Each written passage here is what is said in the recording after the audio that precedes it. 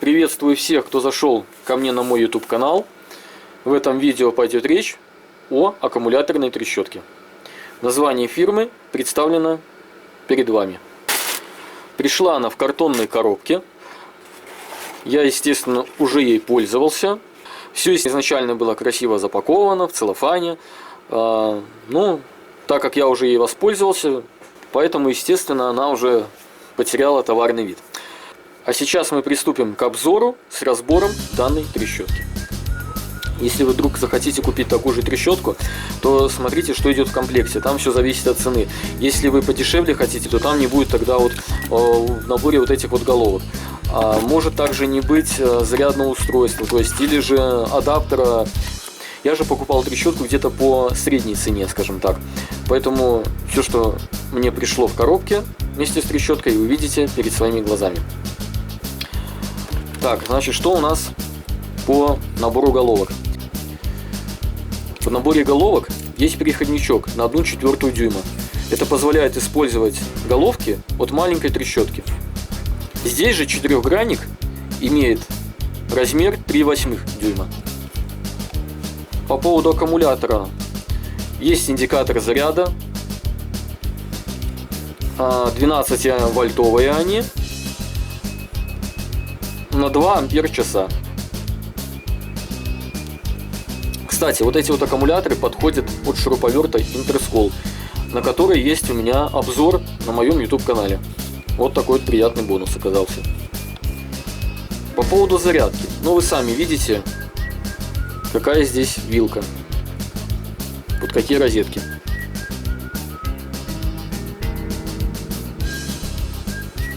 Поэтому в комплекте идет адаптер. Теперь о самой трещотке. Общая ее длина. —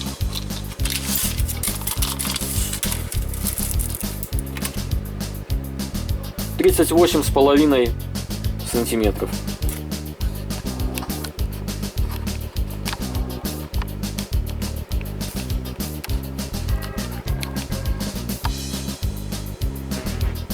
Теперь по поводу веса.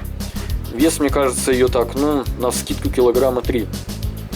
Трещотка имеет индикатор заряда аккумулятора, блокировку от случайного включения. Этот маленький рычажок как раз таки не дает включить трещотку. Сейчас мы его передвинем вправо. И можно, пожалуйста, включить. Им показан заряд одновременно.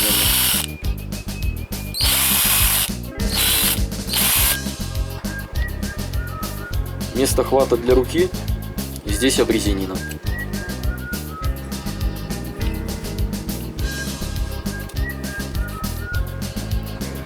Трещотка имеет четырехгранник на 3/8 дюйма с возможностью реверса.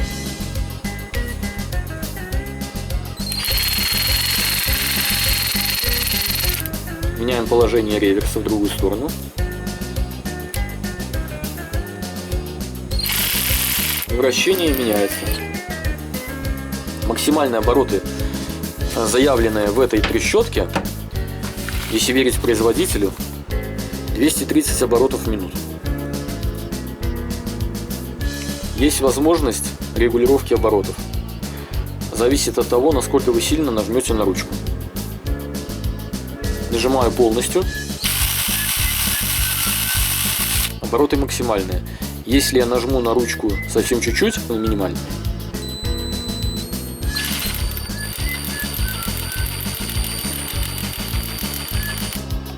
А еще здесь есть защита по перегрузке, по превышению крутящего момента. То есть трещотка рассчитана на 55 ньютонов на метр, а гайка ваша затянута, например, с усилием 100 ньютонов на метр.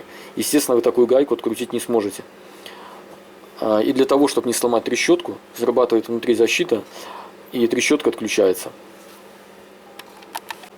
Другими словами, здесь установлена защита от превышения тока, из-за которого может загореть электродвигатель. А ток повышенный может быть из-за того, что вы пытаетесь открутить, например, какую-то гайку или болт, который затянут больше номинальной мощности самой трещотки.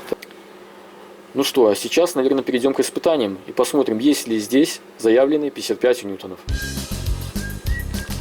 На динамометрическом ключе выставляю 56 ньютонов на метр.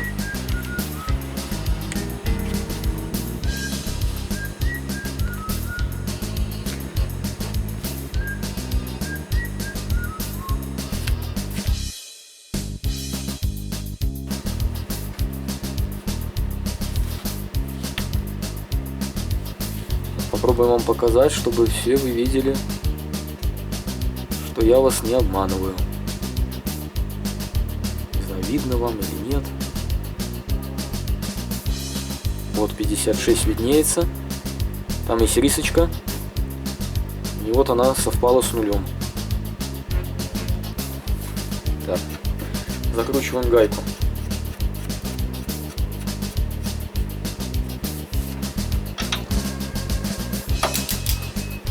До щелчка.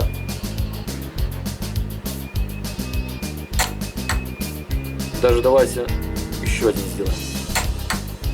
Все, вы слышали. Ключ сработал 2 раза. Берем трещотку.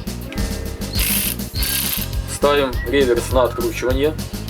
Ну, она сейчас, в принципе, стоит на откручивании. И пытаемся открутить эту гайку.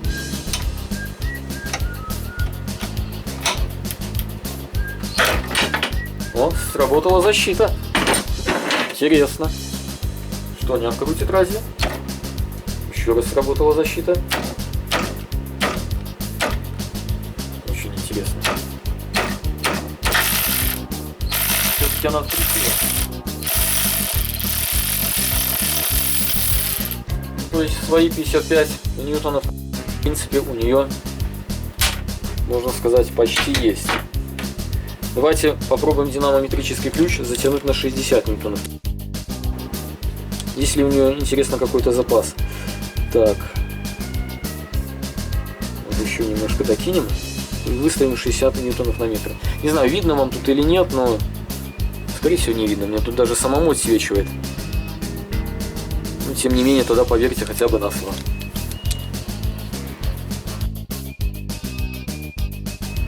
Так, берем опять же эту гайку. Накручиваем ее. Блин, поправим.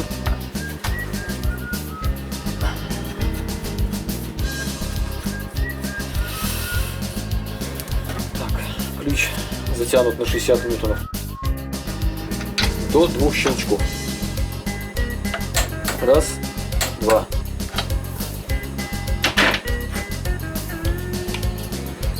Так, ну что, пробуем открутить. А вот и нет. Больше чем 55 ньютонов на метр она выдать не может. А нет, гляньте, беру свои слова обратно. То есть, все-таки может и открутить и 60 ньютонов.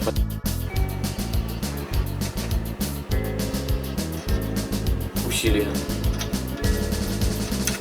Ну, давайте выставим 65 ньютонов на динамометрическом ключе и попробуем открутить эту же гайку. Так, это сейчас 60 стоит. Ну вот, плюс 10 ньютонов к 56, это будет 66 ньютонов на метр. Давайте пробовать открутить эту гаечку.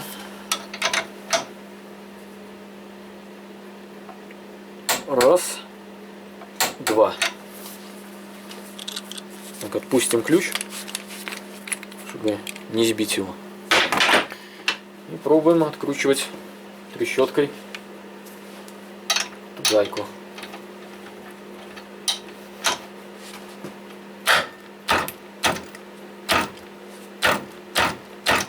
Нет. 66 ньютонов она уже открутить не может. Усилие такое для нее уже все-таки большое. Большое, то есть сопротивление уже для нее. Ну, давайте ослабим. И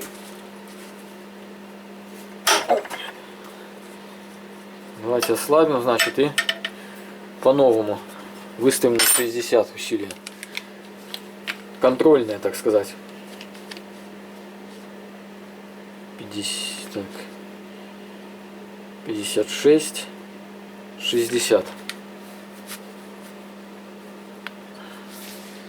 Не знаю, покажу еще раз, ну, может, видно вам будет. Но, скорее всего, там ничего не будет видно на этой шкале. Так, хотя бы это должна слово, поверьте. Так, затягиваем до 2 щелчков. Раз, два. Ну и сейчас пробуем открутить.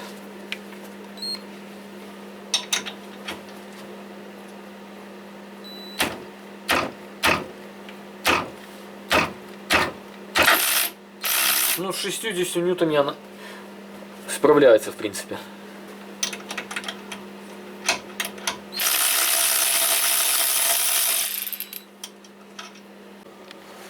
Наверное, сейчас многим будет интересно узнать, а что же находится внутри трещотки, из чего она там состоит. Какой моторчик, какая там кнопка включения, есть ли там какая-то плата. Давайте разберем.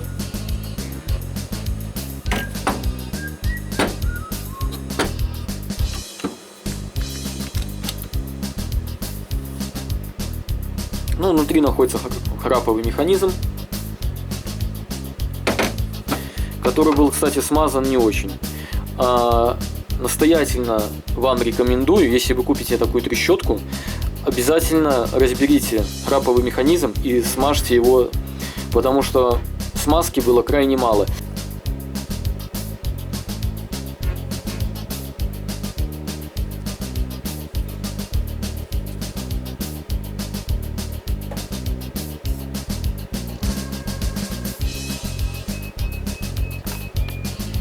Ну вот ее, в общем, вид изнутри.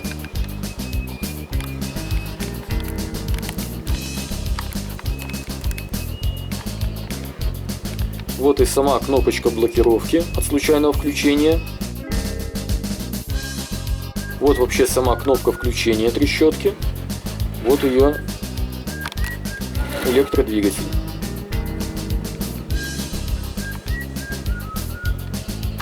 Значит, что я находил?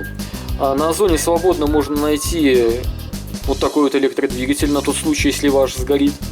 И также я находил на Озоне кнопку включения и саму кнопку включения.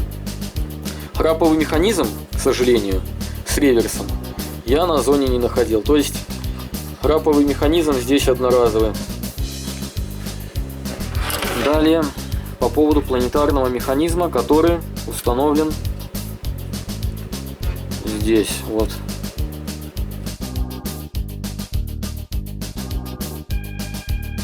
И выполнили его из металла. Но выглядит так все довольно-таки надежно, хочу сказать. И вообще вот эта вот часть очень такая увесистая. То есть металл здесь толстостенный. Значит так, почему я ее вообще решил купить? Во-первых, потому что, не знаю, как правильно это называется деталь, но она удлиненная, в отличие от других электрических аккумуляторных трещоток. И ей удобнее подлазить будет в какие-то труднодоступные места, чем вот есть вот похожие вот такие вот, в общем, электрические трещотки есть, аккумуляторные. Вот. И, естественно, такой трещоткой, где вот эта вот часть короткая, далеко сильно так вот, ну, не подлезешь. А здесь вот она как раз-таки имеет довольно большую длину, и поэтому ей будет удобно подлазить в труднодоступные места. Вторая причина, почему я решил купить эту трещотку, цена. Она практически, скажем так, самая дешевая была. Я покупал где-то около $65 за тот комплект, который вы видели в начале видео. И третья причина, по которой я решил купить эту трещотку, электродвигатель. На сайте продавца указано, что этот электродвигатель бесщеточный. А бесщеточные электродвигателя, ну, по определенным параметрам лучше, чем щеточные. Ну, например, бесщеточный электродвигатель расходует заряд аккумулятора меньше, чем щеточный. Но, естественно, если бесщеточный сломается, он будет дороже, стоимость его будет дороже. Этот же я видел на Озоне что-то около $6. И эта кнопка тоже где-то от $6 стоит. А ложка дегтя как раз таки и находится в этом электродвигателе. На сайте продавца указано, что он бесщеточный. А мне в трещотке пришел электродвигатель щеточный. И причем не только мне. Я когда покупал, заказывал эту трещотку на сайте продавца на Озоне, прочитал, естественно, характеристику. Я так посмотрел, думаю, цена $65. Думаю, бесщеточный электродвигатель, там в комплекте еще можно добавить аккумуляторы, там головки под трещотку, значит. Я так подумал, думаю, все, отлично, я ее возьму. Получается, начинаю читать комментарии, и там один человек пишет, что типа, мол, купил электротрещотку такую, и при включении ее она начинает искрить. Да, вот где-то здесь вот в электродвигателе она начинает искрить. Я так еще посмотрел, думаю, наверное, человеку просто бракованная попалась трещотка. А оказывается, в этой трещотке стоит не бесщеточный двигатель, а щеточный. Не знаю, будет ли вам видно. Как же вам показать, чтобы было видно? В общем, такой вот неприятный момент, да? Ты покупаешь трещотку с теми характеристиками, которые написаны в описании, а тебе приходит немного не то, что ты хотел. Не знаю, как вам показать здесь.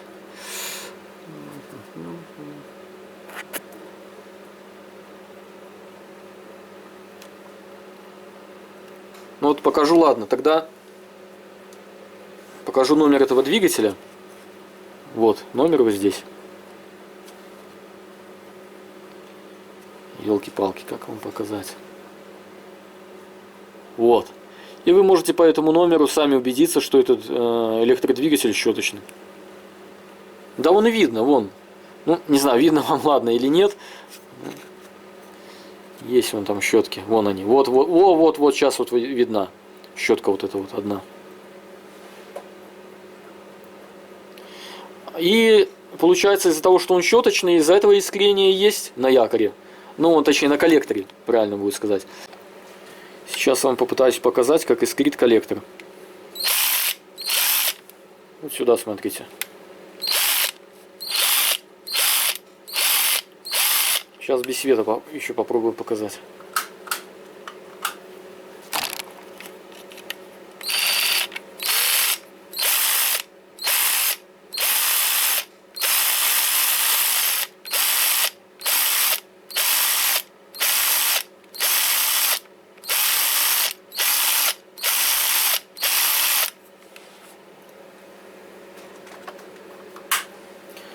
Вы все увидели сами.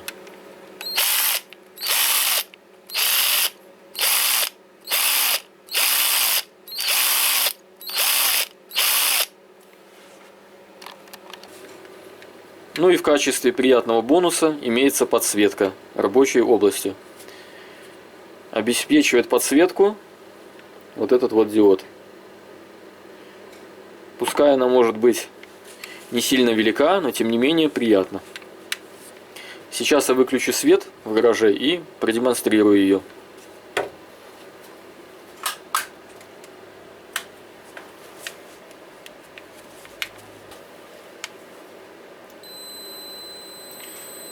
Так, камера сфокусировалась. Вот вы видите сами все наглядно.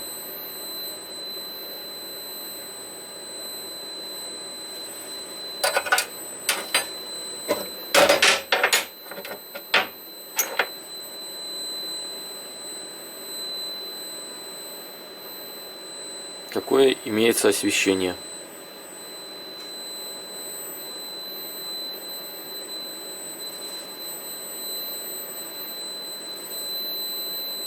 Знаете, что в принципе довольно неплохое.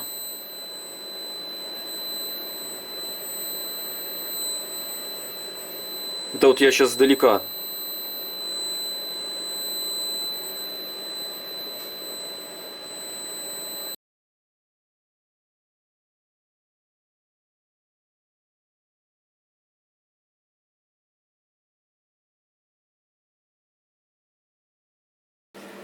Так какой же можно подвести итог? Ну а что вы вообще хотели от инструмента за $65? Что касается меня, моего мнения, в принципе она меня устраивает, за исключением моторчика, который совсем не тот, что описан в характеристиках на сайте продавца. Ну а так работать и можно.